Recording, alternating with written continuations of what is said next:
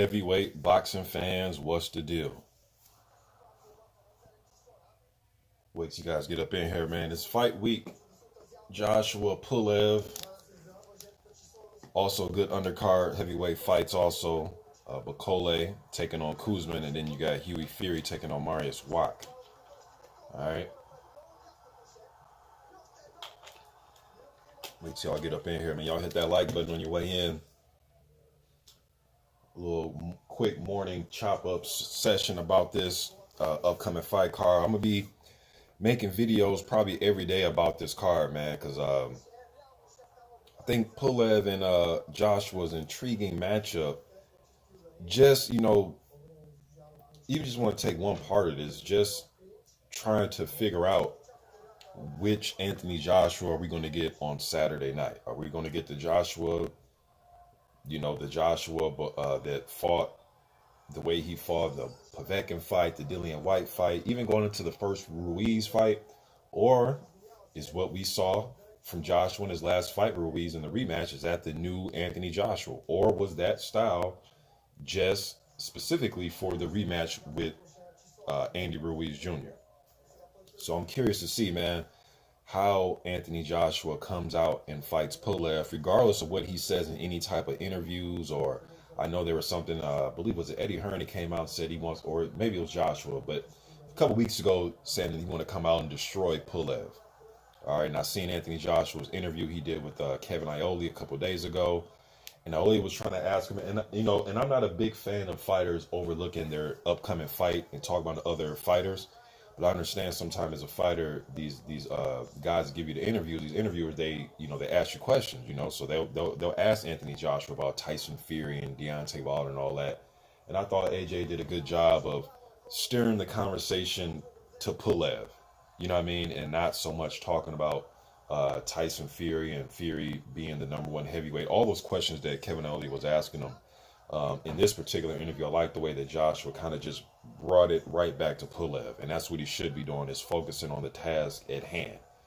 He's made a mistake before, and you can say that, hey, Mr. Boxing, it was based off style, the way he lost to Ruiz, and I thought so as well in that first fight, but also thought he was looking forward, and around that time, he kept talking about Wilder's knockout over Brazil. It just seemed like a lot of other stuff was on his mind besides the task at hand that night, and that was Andy Ruiz. But see what you guys got to say about this, man. You guys get up in here. We know this past weekend, just touching on some welterweight stuff, I thought Errol Spence looked great on Saturday, man. Wow. He went in there and just from the get-go, from round one, he from the first second of the fight, dude, he just jumped right on top of Danny Garcia.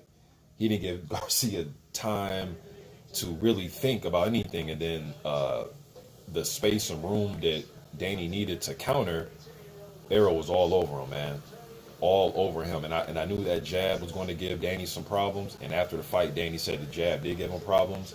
And if you've seen the Herrera fight, you know that a good jab is going to give him problems. We know that the movement, moving around the ring, because Danny he's a flat-footed fighter, so he wants to be set to throw.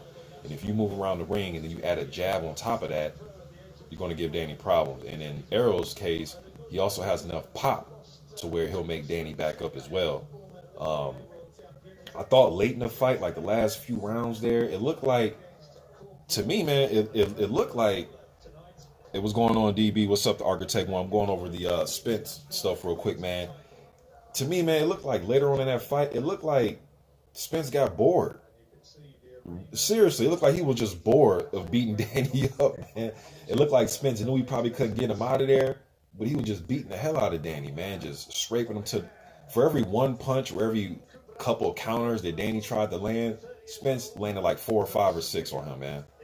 He jumped on that dude right away, didn't give him enough room really to get any type of counters off. He threw that left hook, really was non-existent. If anything, I thought Danny he was doing a better job of landing that little looping right hand than he did his left. And the shots that did hit Errol, none of them really were clean. Well, a few were clean, but Errol was rolling with a lot of those shots and then coming back with count. Man, he just dominated Danny Garcia, bro.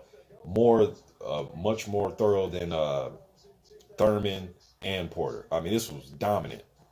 A dominant performance. Rory Tabori, no, I didn't see Yard, but I heard about him getting jabbed to death. I didn't watch the fight, but I did hear about Yard getting jabbed to death in that fight. I heard the jab was giving him a lot of problems. I do follow Yard on Instagram, and he came out and said, "Hey, I think I won the fight. I watched the fight with the sound off, with the sound on, but I haven't got a chance to watch it though." But yeah, as far as Spence though, man, that was just a dominant performance. The jab was on point. The combination punch was on point. It looked like he can take a punch. All the questions that I had, he pretty much answered them. Pretty much. I mean, if I want to nitpick, I can say, well, shit, I wonder how he would have dealt with like somebody that can pressure him like the way that Porter pressured him in the first fight when they fought. But that's just me nitpicking, man. The dude is back, in my opinion. And I definitely want to see him fight Terrence Crawford. I'm not into the... Look, man, when it comes to Crawford and Spence, I just want to see him fight. I don't necessarily have to see a Crawford versus Porter fight first for them to fight, or I want to see Spence fight Pacquiao first, although Pacquiao does have one of the titles, and his title is needed for somebody to be undisputed. So I wouldn't say I don't want to see him fight Pacquiao, but he's not first on the list. I'd rather see Bud take on Spence, and then the winner of that takes on the legend, man, and undisputed. And I think Pacquiao can ride out into the sunset. Either he wins and beats the winner out of Spence and Crawford, or he gets beat and we send the legend on his way and, get him about the sport. But I guess we'll see how all this pans out, man. I just want to see the two dudes fight. Aladdin Saddam, what's good, bro? G Funky Boxing, what's up, man? Retros for Life was good. I said the same thing. He got bored. Damn, he got straight bullied. Yeah, damn, he just looked like he got bored. It was almost like Errol was like, damn, this is it? Like, I thought you was going to give me a test. Like, and I was watching the fight, man. And when I'm watching it, I'm just looking at the reach advantage Danny was also having problems with. But he knew that for him to get in punching distance, for him to get in that mid-range distance, he's going to take some punishment.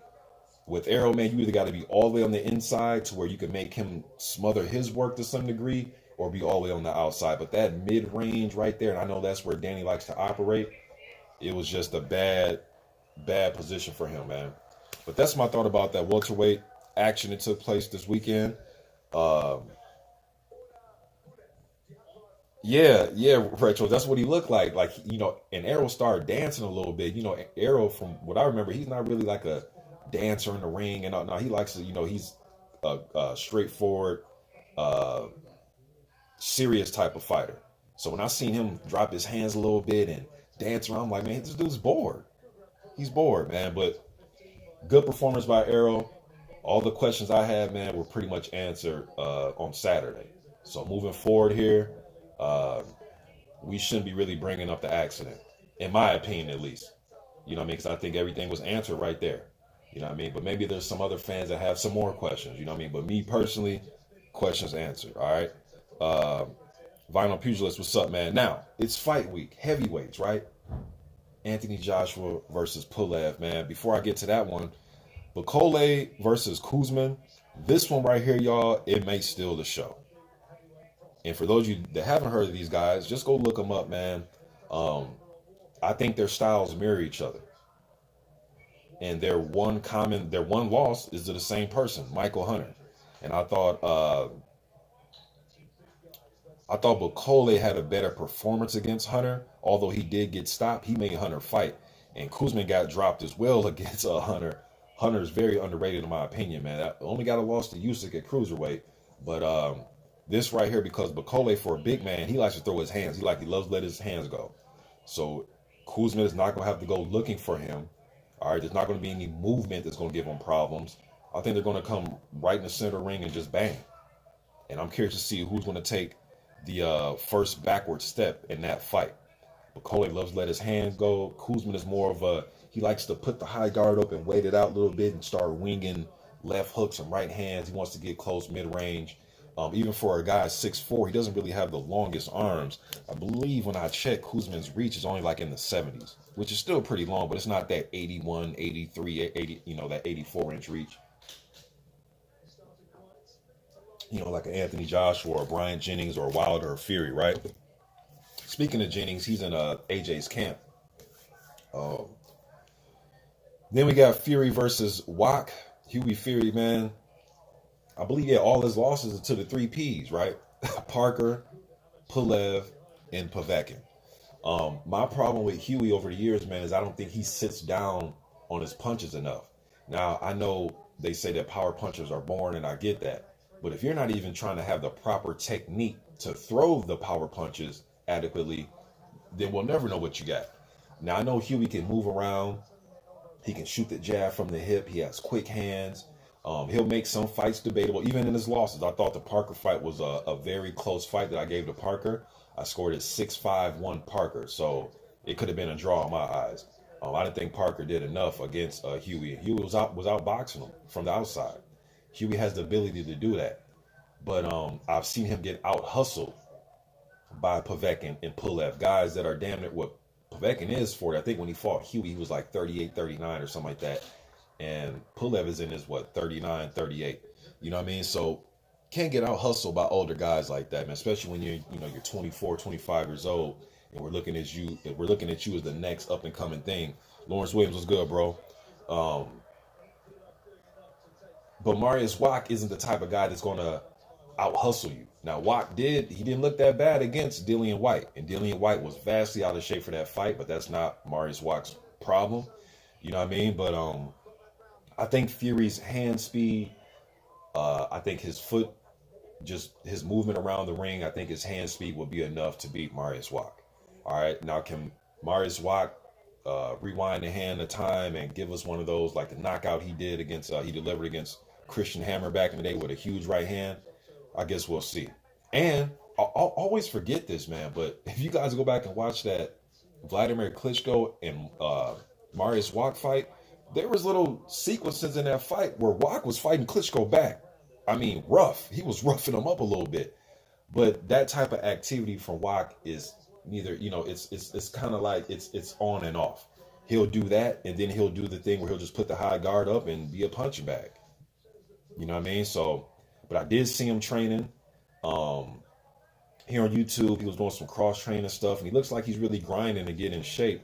But that's cross training, not boxing. You know what I mean? So I guess we'll see, man. But I'm picking Hughie Fury to win this on points, man.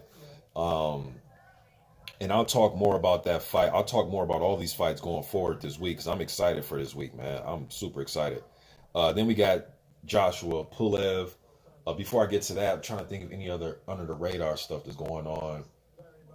Cash Ali will be fighting on Friday. And then there is another fight. Oh, Cassius Chaney is fighting. Who was Chaney fighting? Jason Bergman, the southpaw. You know what I mean? So Cassius Chaney will be in action. Really want to see Cassius get him a notable fight, man. It's about that time, man. Like a Carlos Takam, some type of notable fight, man. I would love to see Cassius in, because the years are ticking by here, man. Now AJ, again, I'm curious to see what AJ shows up, man. Right now, I'm watching him. I'm doing my homework again. I just got done watching Pulev versus Chisora. Now I'm watching Pulev versus Travis Walker. I've been doing a lot of studying over the weekend, man, watching these guys again, watching their fights again. And Pulev, unlike Andy, he doesn't do enough. And when he is in his punching range, where he's comfortable, is usually just the 1-2. You watch all his fights, it's usually just a 1-2. Then he'll come back with a left hook, and then he'll back in a straight line. 1-2 left hook, back in a straight line. He's very upright, and he likes to just throw the high guard up and try to bite down on that mouthpiece and take your shots. Now, what I do think that works in his favor is Pulev has shown some nastiness in his fights, right? He'll put Dimitrenko in a headlock and, hit him with the offhand, and he'll do those type of things where he's a little bit dirty. And I think that right there, you have to get AJ out of his comfort zone. And I think if you fight AJ a little bit dirty, headlock here and there, elbow under the throat here and there, things like that, things that are probably not going to get him a point taken away, but enough to let AJ know, hey, you're not in here with a fucking nice guy. I'll hit you on the break. I'll headlock you. I'll do anything. You know what I mean? And Pulev has shown that in some of his fights. I just don't know what AJ we're going to get, man.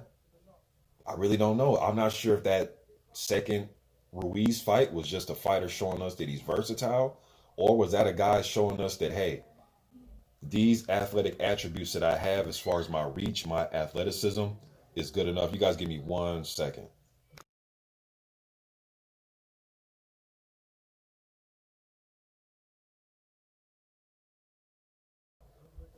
All right, so I'm not sure if AJ's like, hey man, I can use these my athletic ability to beat Ruiz and then hold him on the inside. Maybe he just fought like that for that one fight, or and this is to me it's a logical question, or is this somebody that got beat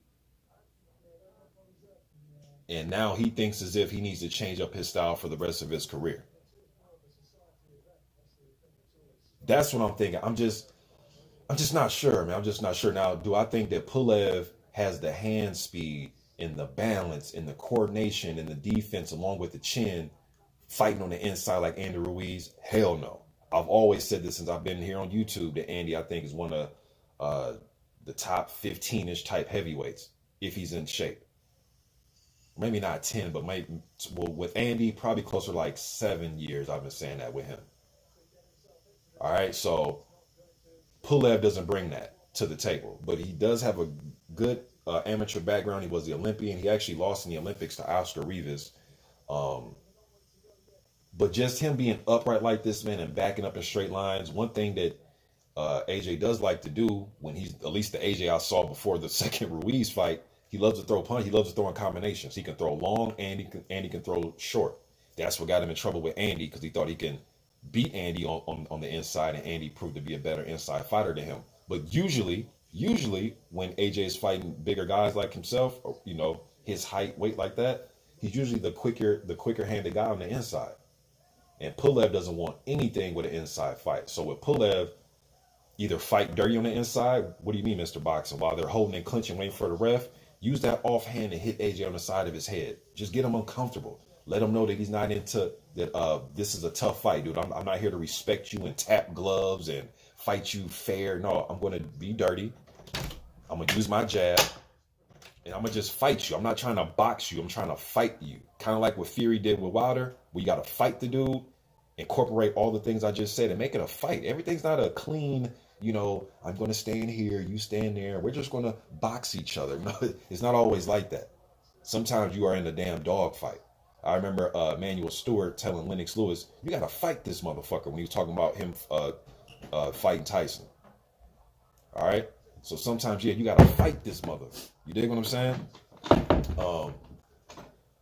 The jab. We know Pulev has a great jab. I thought what got Pulev actually in trouble in the Klitschko fight, just my observation, is him having a good jab. What do you mean, Mr. Boxing?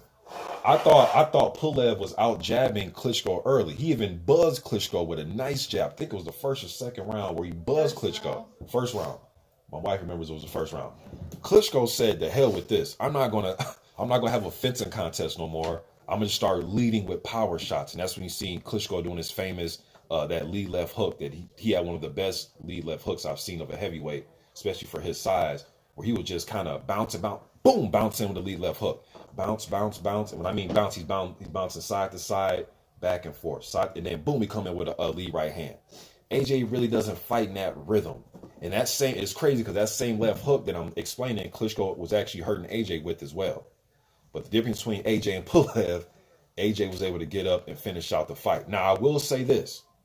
I thought, and I said this before, or no, I said this after the Jennings fight, going into the Klitschko fight, or I'm sorry, Klitschko going into the Fury fight. I was saying, hey man, I think Klitschko's starting to look a little bit haggard.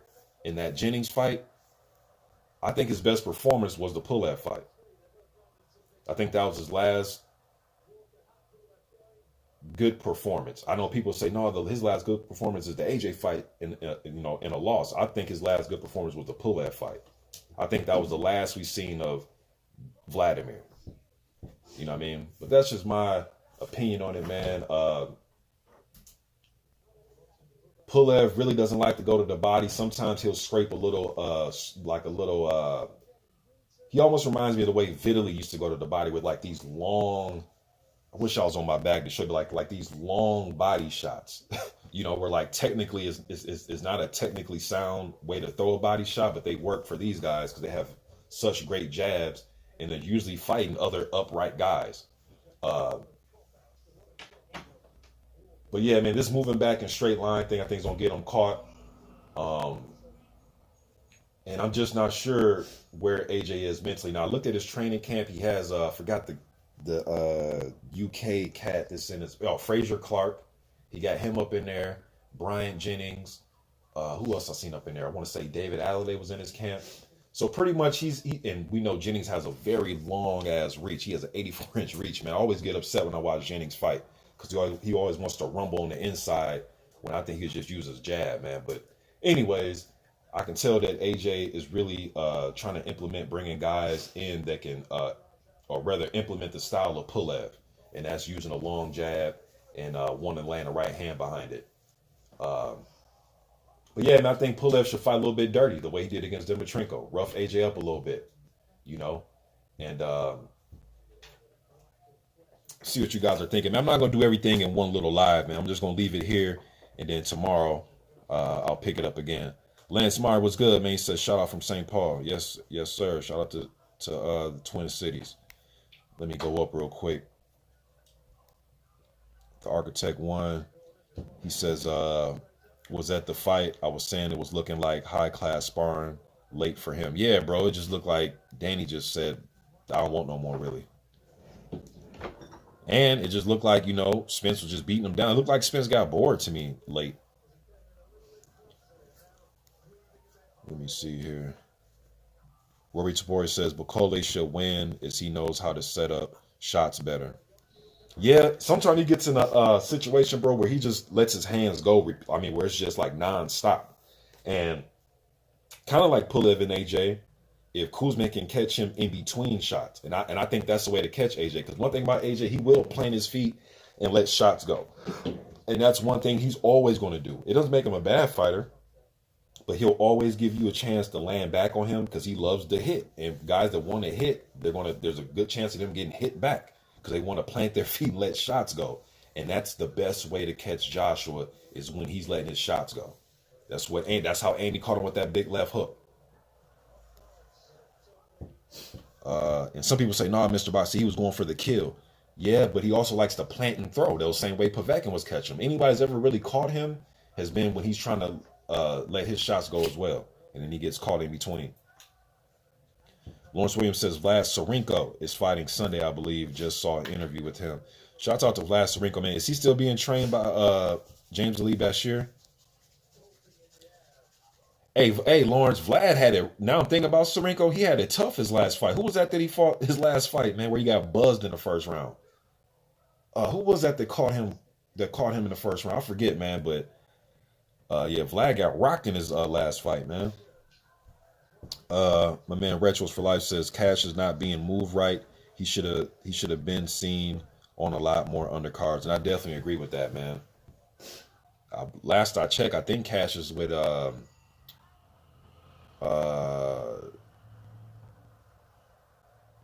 damn, who was he with last time I checked? Man, I forget. I forget. Not Top Rank, not PBC, but there's another main events. I think he's still with main. Intangible Boxing News, what's up, bro? Lawrence says the referee will be the key in this fight. Pulev likes to make it rough. AJ got to be responsible in the clinch. Yes, he does. And bro, in that second Ruiz fight, he was holding on to Ruiz like he was a damn pit bull, man. Like for dear life in the clinch. And I was like, man, Ruiz just couldn't let his arms go. Ruiz couldn't get his arms from out of the vice grip that AJ was putting on him. G Funky says Emmanuel Stewart in the Tyson fight was like, get this motherfucker out of here. You're going to fuck around and get hit with some crazy shit. Yeah, he was mad, man, because Lennox wouldn't put his foot on the gas and get Mike out of there. And I remember Emmanuel saying, you got a dead man in front, you got a dead man walking. Emmanuel used to get up in Vladimir's face, dude. I remember another classic Emmanuel moment was when it was the Eddie Chambers fight. And Vladimir was just putting on Eddie, man. And it was going, yeah, it was the end of the 11th, and Emmanuel was pissed off. Like, get this dude the fuck out of here, man. Like, he got so mad at Vladimir. Emmanuel walked in the middle of the ring and was yelling. Like, pissed off at him. Like, he just made a huge scene. But you know what? Vladimir came out and he knocked Eddie Chambers out something crazy, man. That was probably one of Vladimir's best highlight reel KO. I am Ill Will. Salute, bro. What's good, man?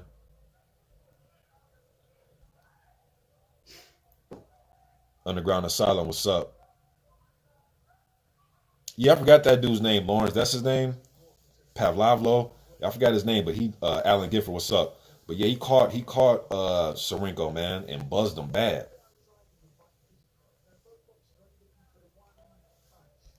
But hey, yo, I'm just trying to get some content up for today, man. We're going to go over this fight card every day, bring up something new. Um, Tomorrow, we're going to go over it again and bring up some new topics about this fight. Marcus says, Kuzman versus Bakole. What's your thoughts? Just on the outset, man, I think both of these guys. Let me see. I got a text message. You know, both these guys kind of mirror each other, in my opinion.